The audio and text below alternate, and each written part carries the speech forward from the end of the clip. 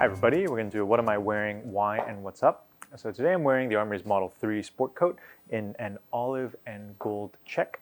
I'm wearing an Ascot Chang shirt. I'm wearing a pair of the Armoury Sport chinos. This is a prototype. It is a sample of what is coming later in the year. So it's in this really interesting kind of ecru herringbone cotton. And then I've got a pair of Armoury Broadway loafers on in brown suede. And for my wrist check today, I've got the Grand Seiko SBGZ001.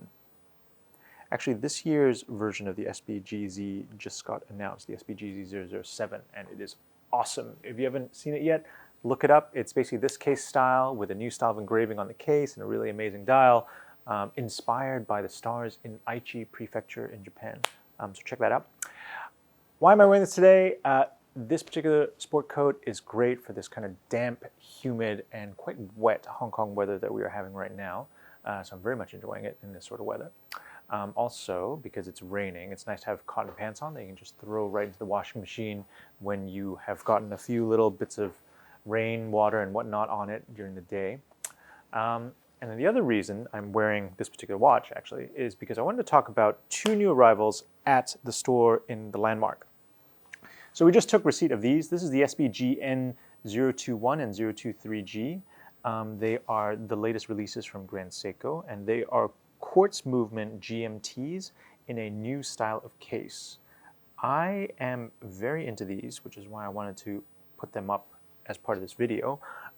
So Grand Seiko actually made this really great model that was nicknamed the Godzilla, and it had a really chunky, very faceted case. It was awesome. I really liked it, but it was massive, like unwearable for me. And when this came along, it sort of felt like my prayers were answered, because this is basically like a baby Godzilla case.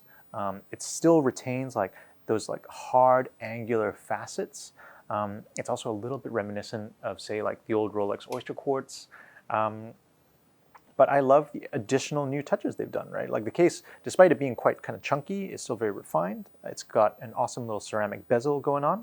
The GMT function is great. I actually really like the fact that the crown's been moved to 4 o'clock. Like in general, I actually like it when crowns are 4 o'clock. And this is sort of a GS thing. GS way back in the 60s had a model called the 62 GS that was their first ever automatic watch.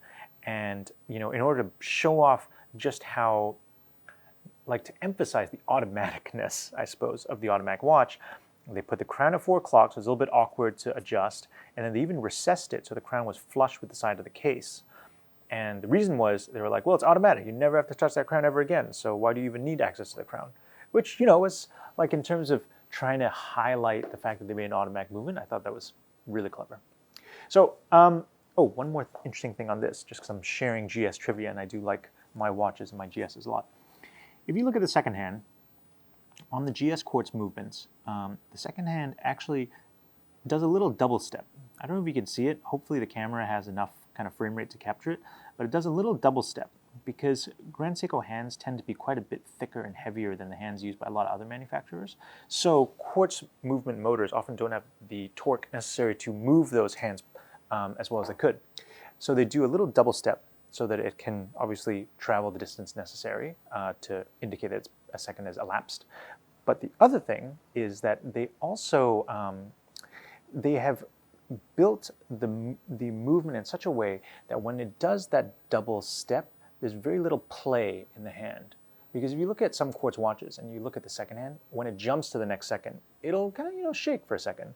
Whereas on the Grand Seiko ones, they don't, right? They move from point A to point B in a very precise fashion, and it just kind of gives you that sense of, oh wow, these are like precision instruments, which is obviously what Grand Seiko is all about.